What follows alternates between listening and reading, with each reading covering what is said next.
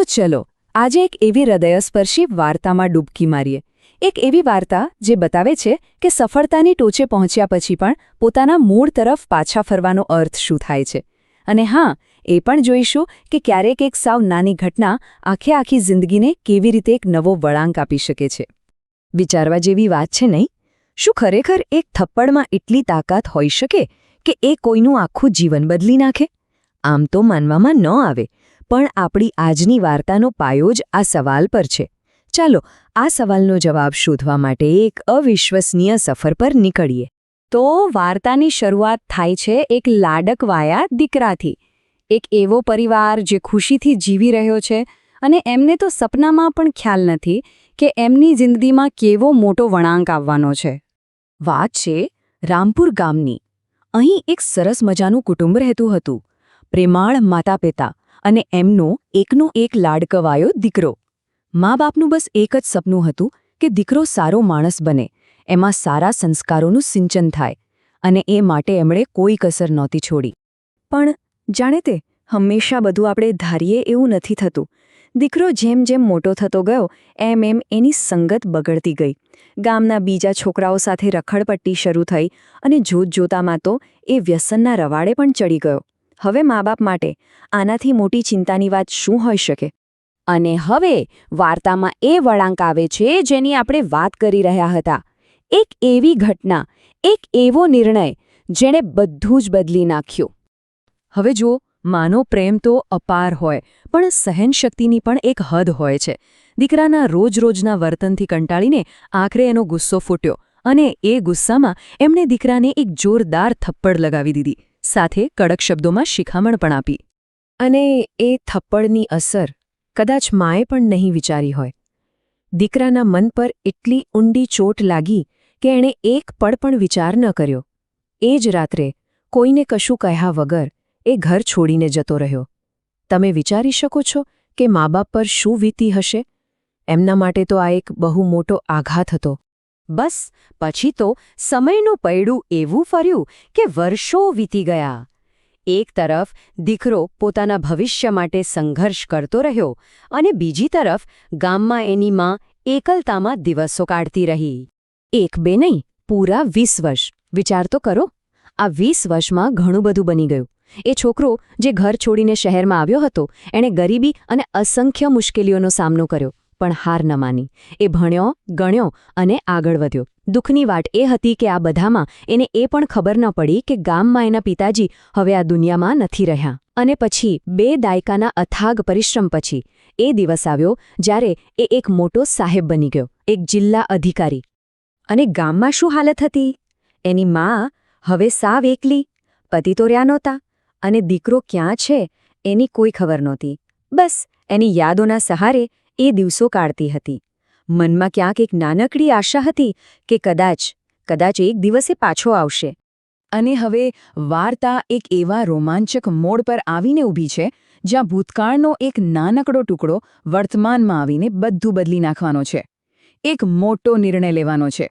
કલ્પના કરો, એ મોટો અધિકારી એટલે કે પેલો દીકરો પોતાની ઓફિસમાં બેઠો છે. ચારે બાજુ ફાઇલોના ઢગલા, એનું રોજનું કામ. એ એક પછી એક ફાઇલ જોઈ રહ્યો છે અને ત્યાં જ અચાનક એક ફાઇલ પર એની નજર અટકી જાય છે, એક જાણીતા નામ પર. ફાઇલમાં નામ લખ્યું હતું રમીલા. બસ આ એક નામ. અને એ નામ વાંચતા જ એના પગ નીચેથી જાણે જમીન ખસી ગઈ. 20 વર્ષ પહેલાં જે ભૂતકાળ એ પાછળ છોડીને આવ્યો હતો, એ એક ઝટકામાં એની આંખો સામે આવી ગયો. એના મોંમાંથી બસ એટલું જ નીકળ્યું, અરે આ તો મારી માં છે. બસ એ ક્ષણે એના મનમાં બધું જ તાજું થઈ ગયું. એનું બાળપણ, એનું ગામ અને એની માં, જેને એ 20 વર્ષ પહેલાં એક રાત્રે છોડીને આવી ગયો હતો.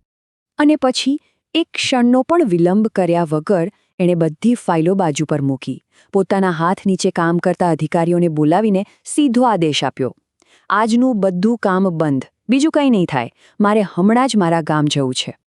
તો હવે વાર્તાનો સૌથી ભાવુક હિસ્સો આવે છે, માતા અને માતૃભૂમિ સાથેનું મિલન. કારણ કે આ માત્ર એક દીકરાનું મા સાથેનું મિલન નહોતું, આ તો 20 વર્ષ પછી પોતાની ધરતી, પોતાની માટી સાથેનું મિલન હતું.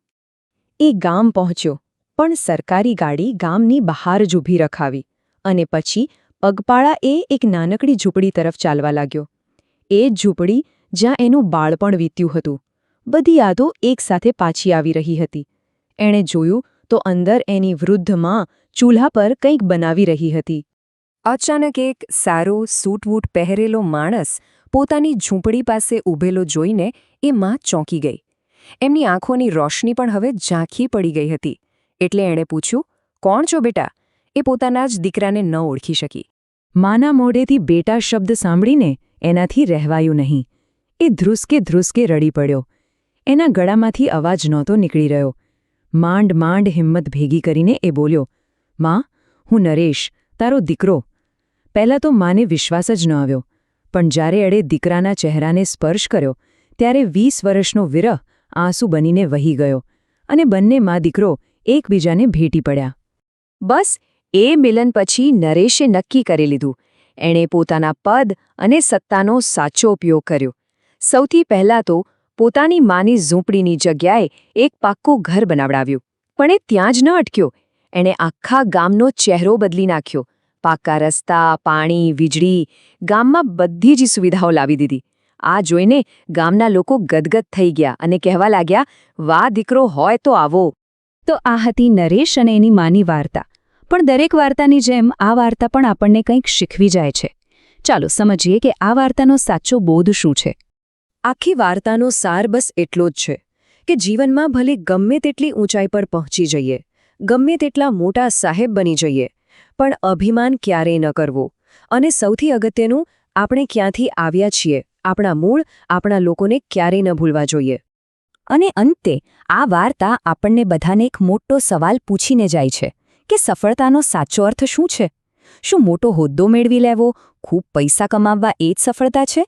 કે પછી નરેશની જેમ પોતાના મૂળ સાથે જોડાઈને પોતાના લોકો અને પોતાની માતૃભૂમિ માટે કંઈક કરવું એ સાચી સફળતા છે? આ સવાલનો જવાબ આપણે સૌએ પોતાની જાતને પૂછવાનો છે.